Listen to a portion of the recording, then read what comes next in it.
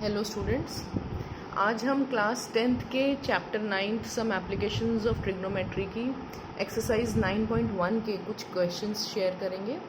अपनी last videos में मैं क्वेश्चन नंबर 1 से 7 तक के सॉल्यूशंस आपके साथ शेयर कर चुकी हूँ। तो आज हम स्टार्ट करते हैं क्वेश्चन नंबर 8 से। It says a statue 1.6 meters tall stands on the top of a pedestal. From a point on the ground, the angle of elevation of the top of the statue is 60 degree, and from the same point, the angle of elevation of the top of pedestal is 45 degree. Find the height of pedestal. तो सबसे पहले हम इसके लिए एक diagram draw कर लेते हैं। मान लीजिए ये हमारा लेवल ग्राउंड है। ग्राउंड के ऊपर हमारे पास एक पेडेस्टल है यहाँ तक, और इस पेडेस्टल के ऊपर एक स्टैचू लगा हुआ है, और ये जो स्टैचू है ये इन्होंने हाइट दी है 1.6 मीटर्स टॉल है। अब इसकी पहले मैं लेबलिंग कर लेती हूँ। मान लीजिए ये ए है, बी, सी और ये है डी। अब क्वेश्चन में कह रहे हैं कि अगर पॉइंट ए से, जो पॉइंट ग्राउंड पर है, अगर हम पेडेस्टल की टॉप को देखें, ये पेडेस्टल है बीसी, मैं यहाँ लिख देती हूँ बीसी पेडेस्टल है। तो इस पेडेस्टल की जो टॉप है वो हुई सी। तो अगर हम ए से सी को देखें, पेडेस्टल की टॉप को, तो ये एंगल है 45 डिग्री। लेकिन अगर इसी पॉइंट से हम स्टैचू की टॉप को देखें, देखिए डीसी जो है वो हमारा स्टैचू था जो कि 1.6 मीटर्स टॉल है। तो अगर हम ए से डी को देखें,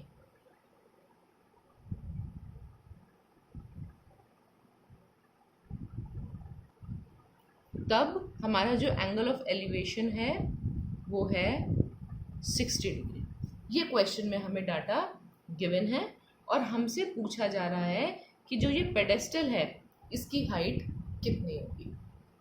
तो देखिए, इसके लिए हम सबसे पहले ट्रायंगल ए बी सी को देखते हैं। ट्रायंगल ए बी सी, ये है हमारा ए बी सी ट्रायंगल। तो सबसे पहले हम इसमें एच पी और बी को निकाल लेते हैं, कौन कौन सी साइड्स होंगी। देखिए ये हमारा 90 डिग्री, तो 90 के सामने वाली साइड ए सी वो हाइपोटेन्यूज हो गई। 45 डिग्री ये एंगल है, एंगल के सामने वाली साइड परपेंडिकुलर यानी B C, remaining side A B. अब देखिए इस क्वेश्चन में हमें बी सी तो फाइंड ही करना है, तो इसलिए बी सी की हमें ज़रूरत है। और जो ए बी है ये इन दो ट्रायंगल्स में, ए बी सी ट्रायंगल और ए बी डी ट्रायंगल के अंदर ये कॉमन साइड है, ये साइड दोनों ट्रायंगल्स के अंदर है। तो इसीलिए हम वो टी रेशियो अप्लाई करेंगे जिसके अंदर पी और बी दोनों आते हो, और वो कौन सा है हमारा, टैन थीटा और कॉट थीटा। इन दोनों में से हम कोई भी यहाँ पर यूज़ कर सकते हैं। तो मैं यहाँ पर टैन थीटा ले रही हूँ। एंगल है हमारा 45, तो टैन 45, टैन का फॉर्मूला पी अपॉन बी। अब टेबल में टैन 45 की वैल्यू देखेंगे वो 1 है, पी है इस केस में बी सी और बी है इस केस में ए बी। इसको अगर हम क्रॉस मल्टीप्लाई करें तो बी सी हमारा किसके इक्वल आ गया, ए बी के इक्वल। अब हम देखते हैं ट्रायंगल ए बी डी में। देखिए जो ट्रायंगल ए बी डी है ये वाला ट्रायंगल, इसमें भी पहले हम एच पी और बी लिख लेते हैं अपने। ये 90, तो 90 के सामने वाली साइड ए डी हाइपोटेन्यूज, ये एंगल के सामने वाली साइड यानी बी डी परपेंडिकुलर, और रिमेनिंग साइड ए बी जो है वो बेस बन जाएगी। अब देखिए इसमें भी हमें एक तो परपेंडिकुलर बी डी चाहिए और कॉमन साइड थी ए बी, तो हमें इसमें भी पी और बी दोनों की ज़रूरत है। तो इसमें भी हम क्या अप्लाई कर देते हैं, टैन 60 डिग्री, क्योंकि टैन में पी और बी दोनों आएंगे। टैन 60 का formula P upon B, tan 60 की वैल्यू टेबल में √3, पी है इस केस में बी डी। अब देखिए बी डी को अगर हम देखें, फिगर में हम ध्यान से देखें, तो बी डी को हम ब्रेक कर कर लिख सकते हैं B C plus C D के। ये बी सी और ये सी डी, तो अगर बी सी में मैं सी डी को ऐड कर दूं तो मेरे पास पूरी लाइन बी डी आ जाएगी। तो बी डी की जगह हम लिख सकते हैं B C plus C D. तो हमारा परपेंडिकुलर क्या बन गया, B C plus C D, और बेस है हमारा ए बी, और ए बी हमारा किसके इक्वल आ चुका है, बी सी के इक्वल। यहाँ देखिए, तो ए बी की जगह मैं क्या पुट कर दूंगी, बी सी। अब हम इसको क्रॉस मल्टीप्लाई कर लेते हैं।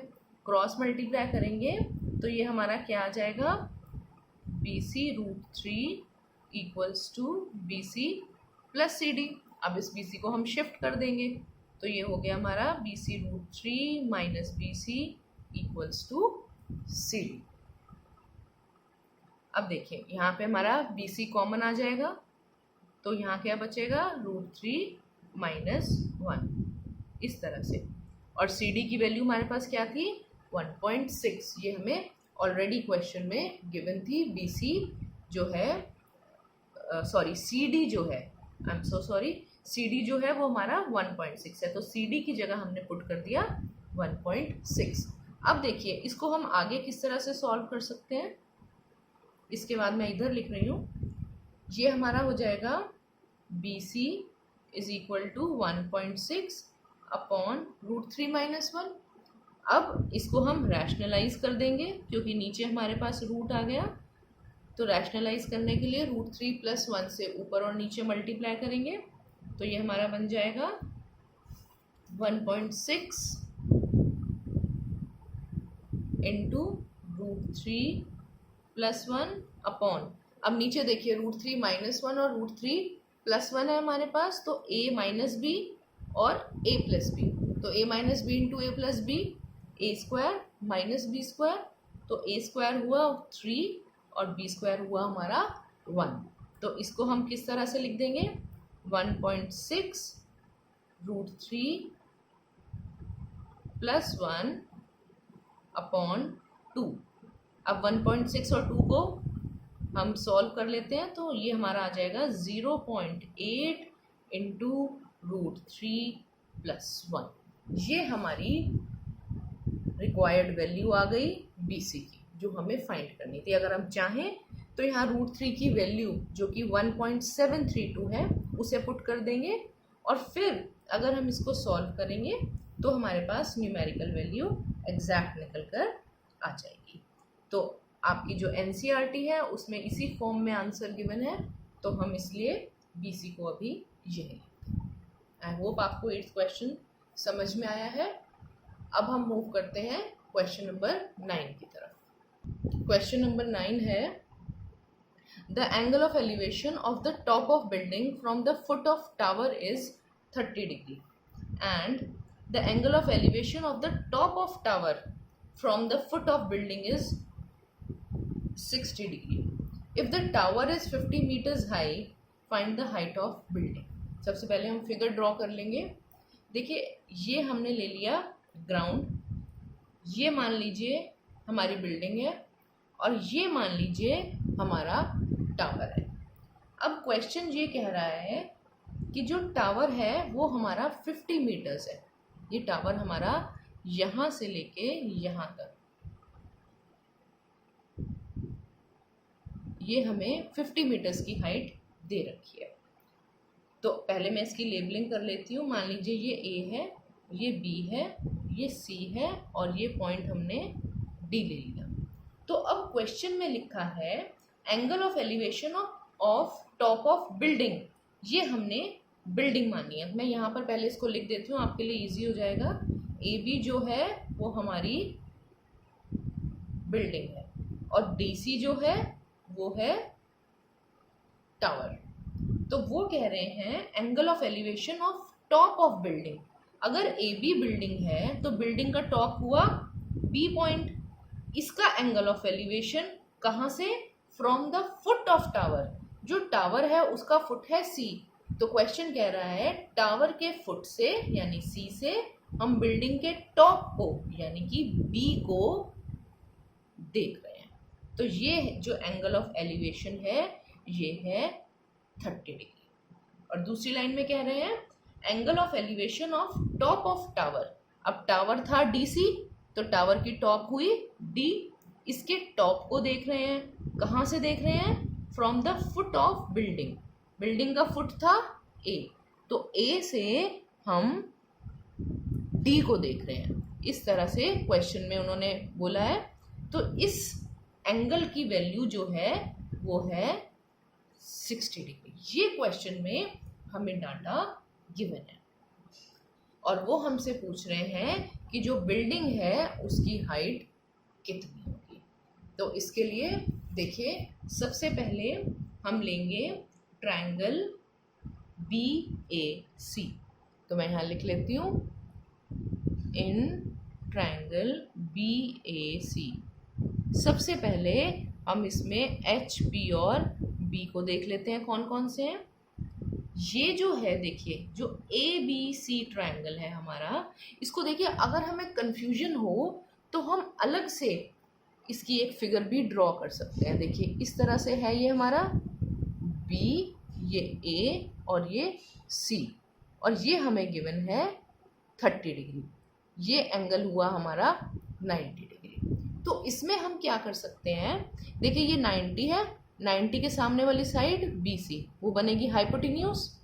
30 डिग्री के सामने वाली साइड BA वो बनेगी परपेंडिकुलर, और रिमेनिंग साइड बन गई बेस। अब देखिए इसके अंदर हमें AB तो फाइंड करना है, और AC जो है कॉमन साइड है, जो इस ट्रायंगल में भी है और ADC ट्रायंगल में भी है। तो हम P और B कौन से रेशियो में आते हैं, tan में और cot में। हम इनमें से कोई भी यूज़ कर सकते हैं। तो मैं cot उठाती हूँ फिलहाल। तो cot 30 डिग्री, cot का फॉर्मूला B/P। cot 30 की वैल्यू टेबल में अगर हम देखें √3 है। बेस हो गया हमारा AC और परपेंडिकुलर हो गया हमारा AB। तो इस तरह से अब हम इसको क्रॉस मल्टीप्लाई अगर कर लें तो AC की जो वैल्यू है वो हमारे पास आ गई AB × √3। ये AC की वैल्यू हमारे पास आ गई। अब हम ट्रायंगल ADC इसको देखते हैं, इन ट्रायंगल ADC। देखिए इसके लिए भी हम चाहें तो फिर से एक फिगर ड्रॉ कर लें, जिससे हमें HP और B फाइंड करने में इजी हो जाएगा। ये 90 और ये है 60 डिग्री एंगल। यही था हमारा ट्रायंगल ADC। हमने अपनी इजीनेस के लिए इसको अलग से इसकी एक रफ फिगर बना ली। तो इसमें भी हम पहले HP और B लिख लेते हैं। ये 90 के सामने वाली साइड हाइपोटेन्यूज, ये 60 के सामने वाली साइड परपेंडिकुलर, और रिमेनिंग साइड बेस बन गई। अब इसमें हम अप्लाई करेंगे tan 60 डिग्री। क्यों? क्योंकि इसमें भी हमें परपेंडिकुलर और बेस की ही ज़रूरत है। बेस कॉमन है और परपेंडिकुलर हमें हाइट गिवन है 50 मीटर्स। तो tan 60 का फॉर्मूला P/B। टेबल में वैल्यू देखें, tan 60 की √3, परपेंडिकुलर हुआ इस केस में CD, बेस हुआ AC, और AC की जो वैल्यू है वो हम यहाँ पर निकाल चुके हैं, यानी कि AB √3। तो AC की जो वैल्यू है वो हम पुट कर देंगे AB √3। तो ये हमारा क्या बन जाएगा, √3 = CD। देखिए हमें यहाँ पर 50 मीटर्स ऑलरेडी यहाँ पर गिवन था क्वेश्चन में। तो CD is 50 and AC is AB × √3। तो इसको हम क्रॉस मल्टीप्लाई कर लेंगे तो हमारा क्या बन जाएगा, AB √3 × √3, यानी कि 3AB = 50। तो AB की वैल्यू हमारे पास कितनी आ गई, 50/3। इसको हम चेंज कर देंगे तो ये आ जाएगा हमारा 16 whole 2/3 metres. So this is the required answer. अब हम मूव करेंगे क्वेश्चन नंबर 10 की तरफ। Question number 10 says 2 poles of equal heights are standing opposite to each other on either side of the road, which is 80 meters wide. From a point between them on the road, the angles of elevation of the top of poles are 60 and 30 degree respectively. Find the height of poles and the distances of point from the poles. देखिए figure draw करते हैं। सबसे पहले एक road given है, उस road के दोनों तरफ दो इक्वल हाइट के पोल्स लगे हुए हैं, और रोड पर कहीं किसी एक पॉइंट से अगर दोनों एंगल्स, दोनों पोल्स की हाइट को देखा जाए, उनके टॉप को, मान लीजिए ये पॉइंट है जो हमने रोड पर लिया, इस पोल के टॉप को अगर देखें तो ये एक एंगल ऑफ एलिवेशन जो है ये बन रहा है हमारा 30 डिग्री। और अगर यहाँ से इसकी टॉप को देखा जाए तो एंगल बन रहा है हमारा 30 डिग्री, और इसी पॉइंट से अगर दूसरे पोल की टॉप को हम देखें तो हमारा एंगल बन रहा है वो है 60 डिग्री। ये 90 और ये 90। तो मान लीजिए अगर मैं इसकी लेबलिंग करूं A B C D, और ये जो बीच में कोई पॉइंट है जहाँ से हम देख रहे हैं उसको हम ले लेते हैं P। तो हमें क्वेश्चन पूछ रहा है find the height of poles, ये फाइंड करना है। तो हम यहाँ पर लिख लेते हैं कि AB और CD दो इक्वल पोल्स हैं और इनकी हाइट हमें फाइंड करनी है, और P पॉइंट है जहाँ से हम उसको ऑब्जर्व कर रहे हैं। तो अगर हम AP को, मान लीजिए इसको मैं X ले लूँ, तो ये कितना हो जाएगा हमारा 80 माइनस X, क्योंकि क्वेश्चन में हमें गिवन है जो रोड है हमारी वो 80 मीटर्स वाइड है। ये जो दोनों थे ये हमारे पोल्स हैं जो हमें फाइंड करने हैं। तो अब ये फिगर हमारे पास आ गई, इसको हम सॉल्व करते हैं। सबसे पहले हम उठाएंगे ट्रायंगल APB। यहाँ पर मैं लिख लेती हूँ इन ट्रायंगल APB। सबसे पहले हम इसमें HP और B देखते हैं। देखिए APB ये ट्रायंगल है, ये 90 डिग्री, तो 90 के सामने वाली साइड हुई hypotenuse, angle concerned is 60 degree, इसके सामने वाली साइड हुई परपेंडिकुलर यानी AB, और रिमेनिंग साइड बन गई हमारी बेस यानी कि AP। अब इसमें हमें एक तो परपेंडिकुलर की नीड है, वो हमें फाइंड करना है, और जो बेस है वो भी उसकी कुछ value a part of AC is AP, और उसकी वैल्यू हमने X मानी है, तो बेस भी हमारा इसमें इन्वॉल्व है। तो हम कौन सा T रेशियो इसमें अप्लाई कर सकते हैं, tan या cot, क्योंकि tan और cot है जिसमें P और B दोनों आएंगे। तो इस केस में मैं अभी tan 60 अप्लाई कर लेती हूँ। tan 60 का फॉर्मूला P/B, टेबल में से इसकी वैल्यू देखेंगे √3, P परपेंडिकुलर हुआ AB और बेस हुआ हमारा AP। सॉरी, इसको मैं दोबारा लिख देती हूँ, ये हुआ हमारा AP, और AP की वैल्यू हमें मालूम है, हमने क्या ली है फिलहाल X, तो इसको मैं लिख सकती हूँ AB/X। अब इसको मैं क्रॉस मल्टीप्लाई कर लूँगी तो AB की वैल्यू हमारे पास आ जाएगी √3x। अब इसी तरह से हम ट्रायंगल उठाएंगे CPD, इन ट्रायंगल CPD। इसमें भी हम सबसे पहले HP और B देख लेंगे। ये है हमारा 90 डिग्री, इसके सामने वाली साइड PD, ये हमारी बनेगी hypotenuse, angle under observation is 30 degree, इसके सामने वाली साइड DC, ये परपेंडिकुलर, और बेस हुआ हमारा रिमेनिंग साइड यानी कि PC। इसमें भी हमें परपेंडिकुलर DC और बेस PC की नीड है, तो इसमें भी हम tan अप्लाई कर सकते हैं। तो इसमें हम लिखेंगे tan 30 degree is equal to perpendicular upon base. tan 30 की वैल्यू अगर हम टेबल में देखें वो है हमारे पास 1/√3, तो ये हमारा बन गया। P है हमारा परपेंडिकुलर इज CD, और बेस जो है वो है हमारा PC। और देखिए क्वेश्चन में हमें गिवन था कि दोनों पोल्स की हाइट सेम है, तो AB और CD दोनों हमारे इक्वल हैं, तो यहाँ पर मैं सी डी की जगह ए बी भी लिख सकती हूँ। तो इसी तरह से यहाँ पर हमारा बन जाएगा A B upon B C. इसको अब क्रॉस मल्टीप्लाई करते हैं तो हमारा आ जाएगा P C is equal to A B root three. P C into one is P C, root three into A B यहाँ लिख दिया हमने। अब देखिए पी सी की वैल्यू हमने फिगर में यहाँ ज्यूम करी थी 80 माइनस एक्स, तो पी सी की जगह हम लिख देंगे 80 माइनस एक्स। और ए बी की वैल्यू यहाँ हमारे पास आई थी रूट थ्री एक्स, तो इसकी जगह मैं लिखूंगी root three x A B की जगह इंटू ये वाला रूट थ्री। तो ये हमारा क्या बन गया, 80 minus x is equal to 3x। तो 80 is equal to 3x plus x, 80 is equal to 4x।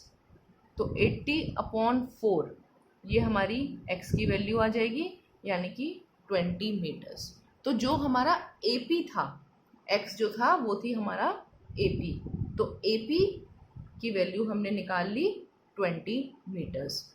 अब जो क्वेश्चन था, क्वेश्चन में हमें एक तो ये वैल्यू निकालनी थी, AP अगर 20 मीटर्स आया है हमारा तो PC कितना होगा, यहाँ पर लिख लेते हैं हम।